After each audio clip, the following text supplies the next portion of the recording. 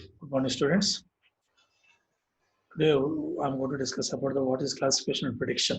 What do you mean by classification? Classification is nothing but finding models or functions that describe and distinguish classes or concepts for future prediction. The derived model is based on the analysis of set of training data objects whose class label is known. Example, classify countries based on climate, or classify cars based on gas mileage, or classify the people based on the color. Okay, and classify the any objects based on some features. This is called classification. For doing classification, we are having some techniques. Those are called support vector machines, decision trees, like that, and so on. We'll discuss later about those algorithms. Then, example also given here: decision tree, classification tool, neural networks. Like that, so many techniques are there. And here in the classification process, class label is known. That means under which category, okay, what type of color it is, okay, like that. Under that label, we have to keep the all the objects which comes under that particular class. Then prediction. What do you mean by prediction? Okay, for example, I want to find that how many students are going to place in the next year. Okay, for that, what I have to do? Okay, for example, take our GRIT students only. In 21, how many students are going to place in the campus? Okay, placements. For that, what I have to do? I have to collect the previous statistics. Okay, how to collect the previous statistics. That is called last 5 years data. I have to take. And the data is that how many students have placed, and take each and every student uh, data. That is nothing but extract the features of each and every student.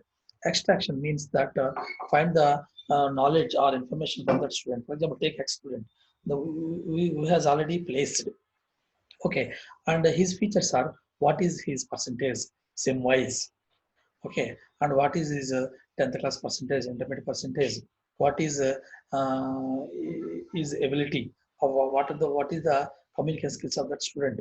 Like that, all the features I have to extract from that student, and I have to apply those features in the present students.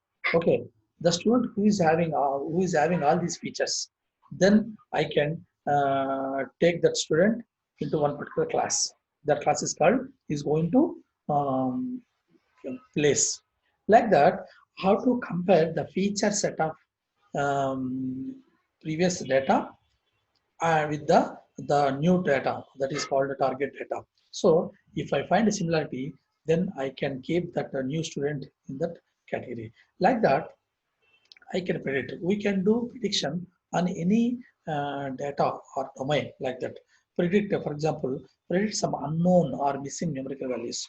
Predict the amount of revenue that each item will be generated during an upcoming sale or electronics company based on some previous sales data. So like that, take the previous data and extract the features from the data, and compare those features with the new data or target data.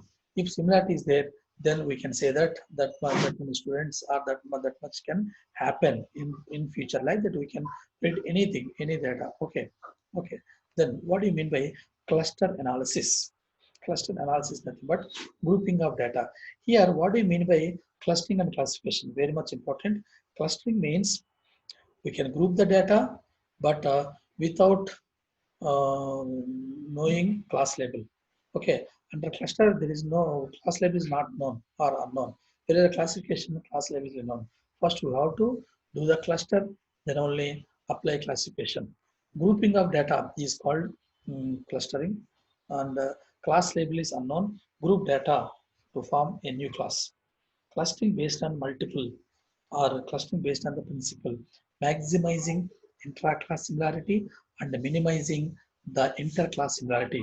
Clusters of objects are formed so that objects within a cluster have high similarity in comparison to one another, but are very dissimilar to objects in other clusters. That means within a cluster, all objects are having similarity. That means 100% similarity. All are similar. But if you compare the items in one cluster with another cluster, that is called dissimilarity is 100%. Like that, we have to group the data items. Because to do the cluster, we have clustering algorithms like k-means, k-medoids, db-scan, and so on, like that. Okay, so first we have to do the cluster, then apply classification. Okay, then what do you mean by outlier analysis? Outlier analysis is nothing but in an object that does not comply with the general behavior of the data. It can be considered as a noise or exception, but is quite useful in fraud detection, rare event analysis. That means, so I have given some K item sets, K items to you. So I asked you classify or group, okay, into different clusters like that. Okay, so I have formed, suppose for example, three clusters: cluster one, cluster two, cluster three. Okay, I have kept all the items, but some items are not fit into any of these clusters. Okay, those are extra items. Those are comes under outlier. Okay, which are not compared, which are not able to fit in any cluster. Is that items are called outlier items. Okay, they're having different behavior or different characteristics. Okay, that is called outlier analysis. Next, trend and evolution analysis. Data evolution analysis describes and models regularities or trends for objects whose behavior changes over time. Is called evolution analysis. Classification of data mining system. The diagram showing that the classification of data mining system, one is machine learning, statistics, database technology, information science, visualization, and other disciplines. Data mining can be applied in any area. That means machine learning, artificial intelligence, data science, IoT. Okay, like that, everywhere we can use data mining technologies. Without data mining techniques, we cannot generate the results. Okay, we have to take the data, apply data mining techniques first to classify pre-processing, then classification, well, sorry, clustering, classification, then the results will be displayed. Okay, so like that, everywhere data mining techniques are using. Stop here. We'll go to the next class.